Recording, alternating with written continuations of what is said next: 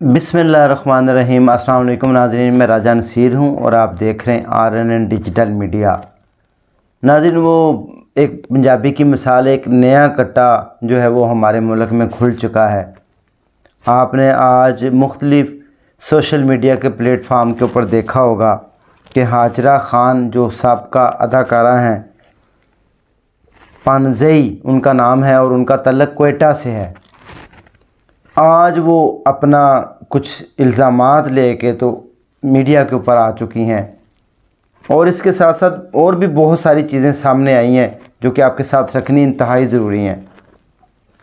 नाज़रीन, हमारा जो शोबा है, हम जो है वो सहाफ़त से मुंसलिक हैं और हमारा इखलाकी हक़ बनता है कि जो हमें ख़बर मिले, जो हमें चीज़ नज़र आए, जो माशरे में चल रहा हो, वो ईमानदारी के साथ हम आपके सामने रख लें। फ़ैसला आपने करना है ईमान की बुनियाद के ऊपर, कौन गलत है कौन सही है। नाज़रीन, आप अंदाज़ा लगाएं कि अगर खुदा न खास्ता जो हाजरा ने आज बातें की हैं, जो मैं आपके सामने चंद ही मिनटों में अगले रखने जा रहा हूँ, अगर वो ठीक होती हैं तो आप ख़ुद अंदाज़ा लगाएं कि क्या इमरान ख़ान साहब जो इतनी ज़्यादा पाकिस्तानी अवाम उनके साथ प्यार करती है, क्या वो इस प्यार के काबिल हैं। और अगर ये इल्ज़ामात सारे गलत हैं, बेबुनियाद इल्ज़ामात हैं, तो हाजरा खान को नाम छोड़ा जाए, उसके ऊपर हत्या के इज़्ज़त का दावा दायर करना चाहिए फ़िलफ़ौर खान साहब को। और मैं यहाँ पर यह भी बात आपको बाबर करवाता चलूँ कि रिहाम खान ने आज से 10 साल पहले जब उनके ऊपर इल्ज़ामात लगाए थे तो खान साहब ने बिल्कुल उसके ऊपर कोई एक्शन नहीं लिया, खामोशी इख्तियार की। अगर हत्या के इज़्ज़त का दावा उसके ऊपर कर देते तो शायद आज नौबत ना आती। और आज हर दूसरा बंदा उठ के खान साहब के ऊपर बेबुनियाद और इल्ज़ामात लगा रहा है, जिसमें आपके सामने आपने देखा खबर मनिका से लेके पता नहीं कौन कौन से लोग जो कि हर चीज़ सामने लेकर आए हैं। हमने तो अपनी आंखों से कुछ नहीं देखा, हमने तो सारी बातें सुनी हैं जो लोग कह रहे हैं। नाज़रीन, हाजरा खान जो अदाकारा है, पानज़ई, इनका तल्लुक़ क्वेटा से है और आज इस्लामाबाद में सरीना होटल में उनकी एक किताब की रोज़नामाई की तकरीब मुनक़्क़द हुई है, जिसमें उन्होंने इमरान ख़ान साहब के ऊपर ऐसे ऐसे इल्ज़ामात लगाए हैं कि बंदा सुने। हम अपनी माँओं, बहनों, बेटियों के अंदर, अपने बच्चों के अंदर बैठ के ये बेहुदा गुफ्तगू सुन भी नहीं सकते। वो अल्फाज ही नहीं है कि हम आपके साथ वो शेयर करें। पता नहीं वो मतलब उसने इतनी गिरी हुई बातें की, इस तरह की बातें की कि समझ में नहीं आती कि क्या जो रियासत मदीना के दावेदार इमरान ख़ान साहब थे, क्या वो इस हद तक भी गिर सकते हैं। अगर ये वाकई सच है तो फिर हम लोग बेवकूफ़ हैं, और अगर ये झूठ है तो फिर हाजरा खान अदाकारा जो है उसको ना छोड़ा जाए। नाज़रीन, उसकी जो आज तकरीब रोनमा हुई है, उसने कहा मैंने 2014 में ये किताब लिखी थी। वो कहते हैं मैं खान साहब की तब की गर्विदा हूँ, फ़ैन हूँ खान साहब को। जब मेरे पेरेंट्स बड़े देखते होते थे, खान साहब ने वर्ल्ड कप जीता था, खान साहब का एक नाम था, घर वाले मेरे फ़ैन थे तो मैं भी उनकी फ़ैन हुई। और हमारे अदाकारों में ये एक आदत होती है, हम जिसके फ़ैन होते हैं दिल से होते हैं, खान साहब के साथ आना जाना, उठना बैठना। और उसने अपना सब कुछ कच्चा चट्टा भी खोला है कि मैं खान साहब के साथ मेरा एक एज ए गर्ल फ्रेंड का रिलेशन था। तो मैं खान साहब के पास आती जाती थी, तो खान साहब के घर में मैं एक दफ़ा गई हुई थी, तो वहाँ पर एक औरत आई तो उसने मुझे बताया। उसने आज जो अपनी किताब की रोज़नामाई तकरीब की है, उस किताब के अंदर भी ये बात मेंशन है कि खान साहब जो है उसका तल्लुक़ जो है वो तो जानवरों को भी नहीं छोड़ते थे। सादा लफ्ज़ों में आप ये समझ लें, वो तो मर्दों को भी नहीं छोड़ते थे। आप इससे अंदाज़ा लगाएं कि उसने ये जो इल्ज़ामात लगाए हैं उसमें कितनी सदाकत है। ये फ़ैसला अब आपने करना है ना। जो रही सही साख थी खान साहब की, आज उसको बिल्कुल रोन दिया गया है, पमाल कर दिया गया है। क्या ये लोग, खान साहब अगर गलत हैं तो क्या ये इस एतबार के काबिल हैं? क्या ये रियासत मदीना के दावेदार हैं? क्या ये रियासत मदीना चला सकते हैं? क्या इनको ओहदा मिलना चाहिए था प्राइम मिनिस्टर का? हमारा सिर्फ काम ये है, मुझे पता है हो सकता है आपको मैं बुरा लग रहा हूँ, खान साहब के जो मोहब्बत करने वाले हैं, चाहने वाले हैं, उनकी तादाद बहुत ज़्यादा है। लेकिन जो सारी बातें आपके सामने रखनी इंतहाई ज़रूरी हैं। उसका कहना ये था, आगे उसने जो बड़ी बड़ी बातें की हैं, हाजरा खान का कहना यह था 2010 में मेरी खान साहब से मुलाकात हुई।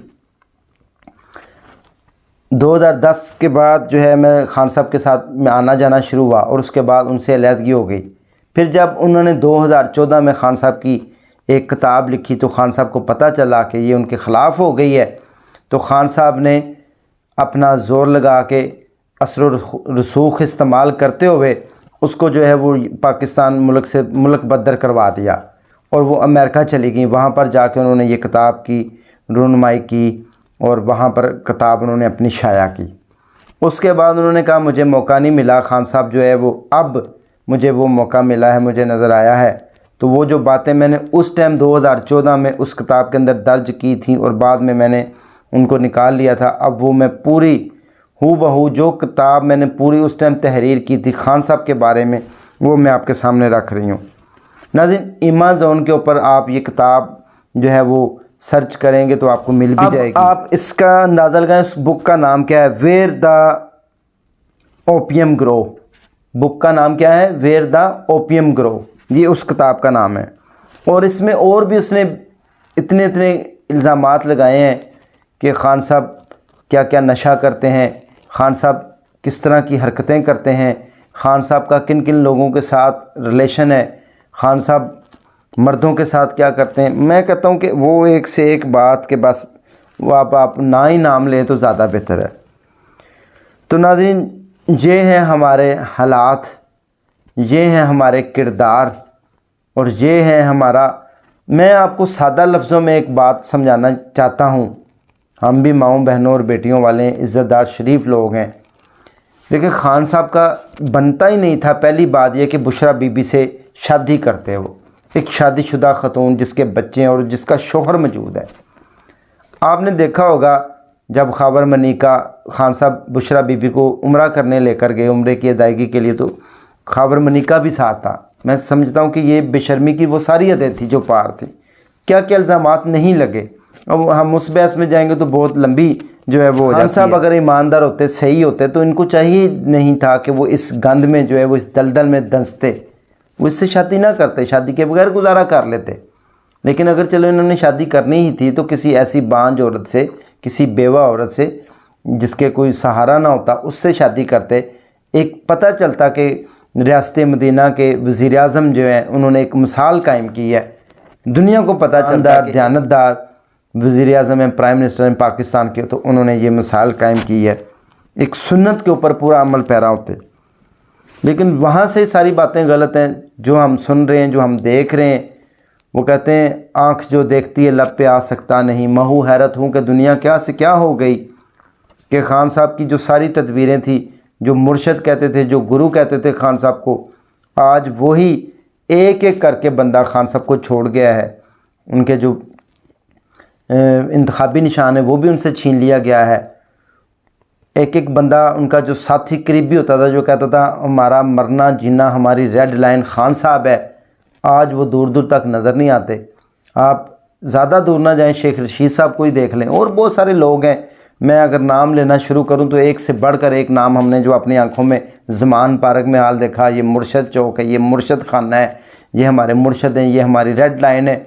वो लोग कहाँ गए, क्या है इन लोगों का, इनमें अब इन लोगों के लिए हम अल्फाज क्या इस्तेमाल करें। आप सिर्फ़ और सिर्फ अंदाज़ा लगाएं कि उसने इतनी बेहुदा इल्ज़ामात लगाए हैं खान साहब के ऊपर कि एक आम इंसान के ऊपर ये इल्ज़ामात लग जाए तो वो कहते हैं मैं वो जीने के काबिल नहीं रहता। उसने इतने गिरे हुए इल्ज़ामात लगाए हैं, इतनी इतनी बड़ी बातें की हैं।